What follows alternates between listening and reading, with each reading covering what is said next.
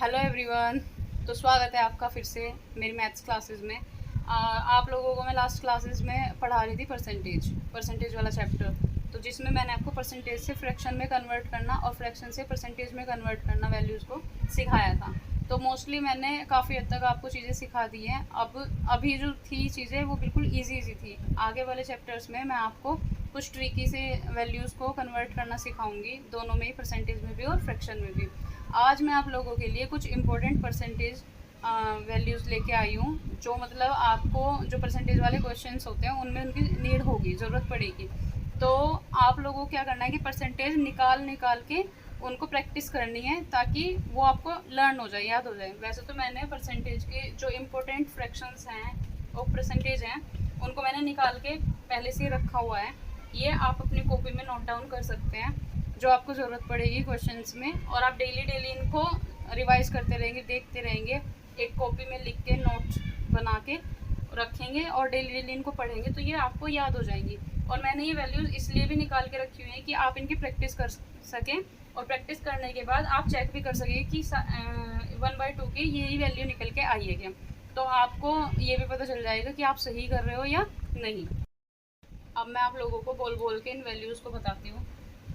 1/2 की वैल्यू है 50%। 1/3 की वैल्यू है 33 सही 1/3%। 1/4 की वैल्यू है 25%। 1/5 की वैल्यू है 20%।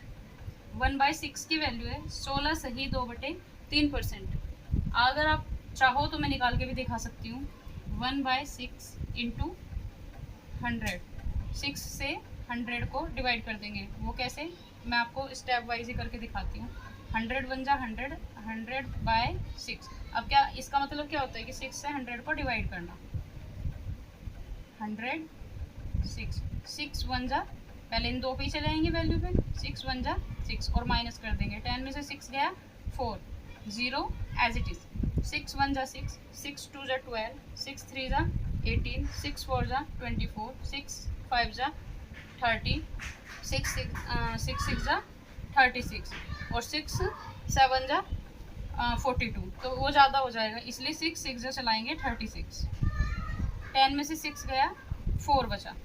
तो इसको लिखने का मैंने आप लोगों को तरीका बताया था कि जो ये वाला नंबर आता है इसको हम लिखते हैं यहाँ 16 सही, रिमाइंडर को लिखते हैं ऊपर 4/6। अब इन दोनों वैल्यू को हम काट सकते हैं। मैंने कहा था कि हम सिंप्लीफाई तब तक करेंगे जब तक वैल्यू कट सकती हो। तो क्या 4 2 के टेबल में आता है? आता है।